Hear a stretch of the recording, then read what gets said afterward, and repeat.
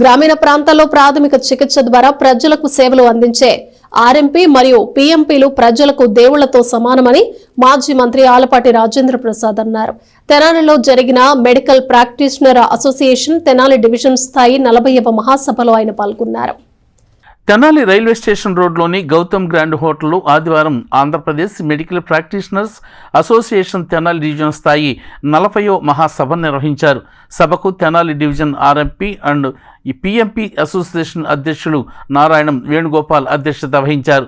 ముఖ్య అతిథి ఆలపాటి రాజేంద్ర ప్రసాద్ హాజరై మాట్లాడుతూ దశాబ్దాల కాలం నుండి గ్రామీణ ప్రాంతాల్లో ప్రథమ చికిత్స వైద్య సేవలు అందిస్తున్న ఆర్ఎంపీ పీఎంపీలకు ప్రభుత్వం నుండి గుర్తింపు కావాలన్న ఆశయం నెరవేరకపోవటం బాధాకరమని అన్నారు. కూటమి ప్రభుత్వం ద్వారా ప్రభుత్వపరమైన గుర్తింపును అందించేందుకు తన వంతుగా కృషి చేస్తానని చెప్పారు. గుంటూరు జిల్లా పరిషత్తు మాజీ చైర్మన్ డాక్టర్ రాయపాటి శ్రీనివాస్ మాట్లాడుతూ గతంలో గ్రామీణ వైద్యులకు ప్రభుత్వం ద్వారా గుర్తింపు తెచ్చేందుకు జీవోను విడుదల చేయించడం జరిగిందని, అదే కార్యరూపం దాల్చకపోవటం వల్ల అనేక ఇబ్బందులకు గురవుతున్నారని అన్నారు. గ్రామీణ వైద్యుల ఫెడరేషన్ వ్యవస్థాపక అధ్యక్షులు, గుంటూరు జిల్లా అసోసియేషన్ అధ్యక్షులు Raja Siddhartha, Tenali division RMP and PMP association అధ్యక్షులు నారాయణం వేణుగోపాల్, ప్రధాన కార్యదర్శి పుల్లారావు, కోశాధికారి రంగారావు, రాష్ట్ర మహిళా అధ్యక్షురాలు సుగుణేశ్వరి, రాష్ట్ర గౌరవ సలహాదారు ఎల్ఎన్ రావు, ఫెడరేషన్ అధ్యక్షులు జిఎస్ ప్రసాద్ తదితరులు ప్రసంగించారు. ఈ సందర్భంగా దశాబ్దాల కాలం నుండి గ్రామీణ ప్రాంతాల్లో వైద్య సేవలు అందిస్తున్న పలువురు ఆర్ఎంపీలను సత్కరించారు. ఆగమ శాస్త్రం ప్రకారం పండితులు ధన్వంతరి స్వామికి విశేష పూజలు జరిపారు. చిన్నారుల చేత నాట్య ప్రదర్శన ఏర్పాటు చేశారు. అసోసియేషన్ ద్వారా 400 మంది సభ్యులకు ప్రత్యేక గుర్తింపు కార్డులను, సర్టిఫికెట్లను పంపిణీ చేశారు.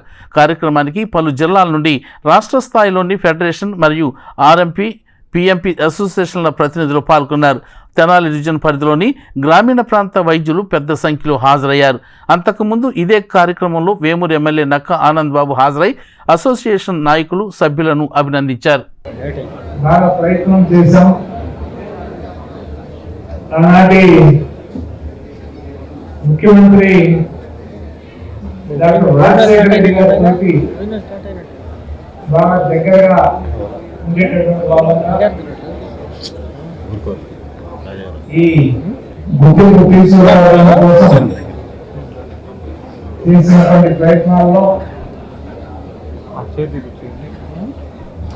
పెద్ద ఎత్తున హైదరాబాద్ లో సమావేశాన్ని నిర్వహించడం జరిగింది.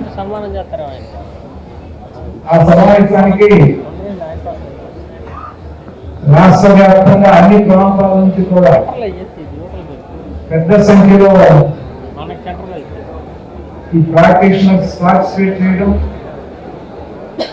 దాదాపు ఒక 60-70 వేల మంది దాకా హైదరాబాద్ లో జరిగినటువంటి మీటింగ్ కి రావడం, వారంతటి వారు వాహనాల్లో, సొంత వాహనాల్లో లేదా అద్దెకి తీసుకున్న వాహనాల్లో ఆ కార్యక్రమాన్ని జయప్రదం చేశారు. కాలాన్ని బట్టి చాలా వెల్ ట్రైన్డ్గా అవుతా ఉన్నారు. మరి ఎక్కడ ట్రైనింగ్ తీసుకుంటారు నాకైతే తెలియదు, కానీ మీకు ఎవరు ట్రైనింగ్ ఇస్తారో తెలియదు. కానీ అసలు అది ఏమన్నా సహజంగానే మీకు ఒక్కొక్కళ్ళకి సహజ శైలిలో స్వయంభూడు అంటారు, ఏదో దేవుడికి వెలిచాడు అది అన్నట్టుగా మీరు గ్రామాల్లో వెలిసినటువంటి ఈ వైద్య సేవ అందించడానికి వెలిసినటువంటి స్వయంభూలుగా నేను భావిస్తాను. ఈ రాష్ట్రాన్ని మరలా తిరిగి పునర్వైభవాన్ని మన కళ్ళతో మనం చూసే అవకాశం మీరే కల్పించారు. తప్పకుండా వీటితో పాటు మనకున్నటువంటి సమస్యలను కూడా పరిష్కరించగలిగిన నాయకత్వం మన ముందుంది. దాన్ని ఏ రకంగా తెలియజెప్పాలి, ఎట్లా తెలియజెప్పాలి అనే దానికి కూడా ఎక్కువ కష్టం అవసరం లేదు. గతంలోనే ఈరోజు మనం చర్చించుకునే అంశం ఈనాటి ముఖ్యమంత్రి గారి దృష్టిలో ఉంది. మనకి ఏదో ఒక రకమైనటువంటి సదుపాయం మనల్ని గుర్తించే పరిస్థితి ఈ ప్రభుత్వం ద్వారా మనకు వస్తుందని చెప్పి పూర్తిగా విశ్వసిస్తూ దానికి కావాల్సినటువంటి సహాయ సహకారాలని మీలో ఒకటిగా మీ అందరి కష్టాలని సుఖాలని మీ ఎదుగుదలని మీలో ఒకటిగా చూసిన వాడిగా ఈ 25 సంవత్సరాలు ఖచ్చితంగా మీ సమస్య పట్ల అంకిత భావంతో కృషి చేస్తానని చెప్పి ఈ సభాముఖంగా మీ అందరికీ విజ్ఞప్తి చేస్తూ,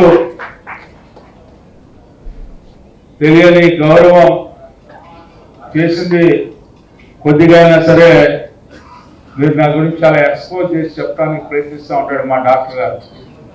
ఎందుకంటే తెలుగు వెళ్ళాడు కదా, మరి ఆ రకంగా చెప్పడానికి ప్రయత్నించిన మీ అందరికీ కూడా నాకు ఇచ్చే గౌరవం, అభిమానం, మీరు చూపించే ఆదరణ ఎప్పటికీ మర్చిపోలేనటువంటి అంశం అని చెప్పి మీకు మనవి చేసుకుంటూ, చంద్రబాబు గారితో మాట్లాడటమే కాదు, పార్లమెంట్లో కూడా ప్రస్తావనకి తీసుకొచ్చిన ఘనత ఎక్కడి నుంచి జరిగింది అంటే తెనాలి ఇదే గ్రాండ్ గోకులం హోటల్, ఇదే రాజేంద్ర ప్రసాద్ గారి ఆధ్వర్యంలో జరిగింది. మనకి పార్లమెంట్లో ఆ రోజు ప్రస్తావనకు వచ్చినప్పుడు ఎన్నో విషయాలు గల్లా జయదేవ్ గారి పిఎస్ వారు ఫోన్ చేసి వివరాలు అడిగినప్పుడు నేను మాట్లాడటమే కాదు, రాజా సిద్ధార్థ గారి చేత ఎన్నో విషయాలు చర్చించి వారికి ఎప్పటికప్పుడు అన్ని వివరాలు తెలియజేసి పార్లమెంట్లో ప్రస్తావన తీసుకొచ్చిన ఘనత ఏపీ ఎంపీ తెనాలి. అట్లాగే ఇది జరిగింది అంటే అది మన గొప్పతనం కాదు, మన వెనక రాజేంద్ర ప్రసాద్ గారు ఎప్పుడు